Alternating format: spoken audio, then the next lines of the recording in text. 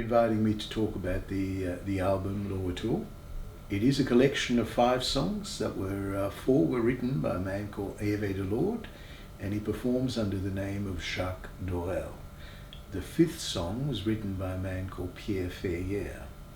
And the songs relate the stories of people who have left Mauritius in around 1968 and went to Australia. I'm one of those. I was at the time 12 years old, and my parents took me to Australia, so I've been there 50 years.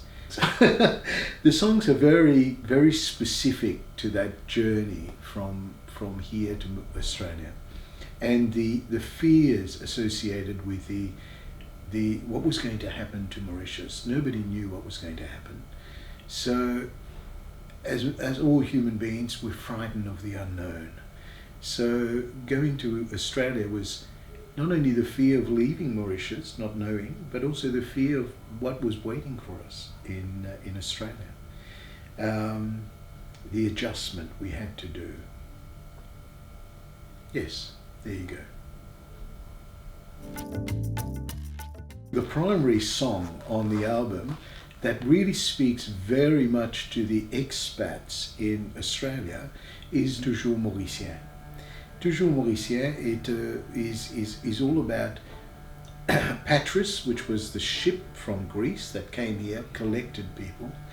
It's all about the journey itself. And then 50 years later, as the song says, 50 years later, people wanting to return to Mauritius. And because we've never really forgotten in our hearts that Mauritius is really our home. And I must say, when I arrived just a few weeks ago, the moment I arrived at the airport and came out of the airport, the first feeling I had was, wow, this feels like home, you know. Even my own children, who have never come to Mauritius, when they saw the photographs of the island, when they saw photographs of our journey here, my son wrote to me and said, when are we going to pack up everything, sell everything, let's move to Mauritius? Well, I certainly know the people that are around me, the people who have travelled with me and expats that are there that I've met, they speak very fondly about the country. Yeah, I'll be coming back. It's a little bit like the album says, Le Retour. This is just 5 songs, but when I get back to Australia, I'll be producing the full album, which will have 10 new songs on it. I have an interest in South African, South American. To me, that's what the Sega is, by the way. I think that the Sega is a commodgen of that style of music. I think you will find in South Africa, Sud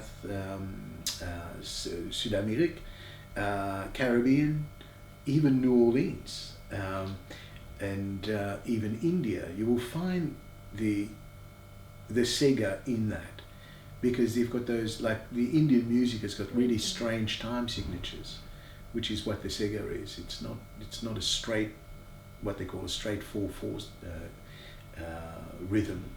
It's more like a 6/4 rhythm. So it's a bit more like the Indian music. So in the album, I have actually used a lot of lot of those instruments from overseas, like the congas, the tabla, the djembe, from Africa.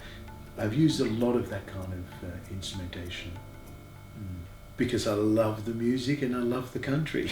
It resonated in me. It really, when I came in 2009, and I can remember as a child here, my father, who was a guitarist, he was playing Serge Dubras, and I was raised on that music, like songs like Noir, Noir, Noir, Wed Mouroum, Cousin, Cousine, I love that song.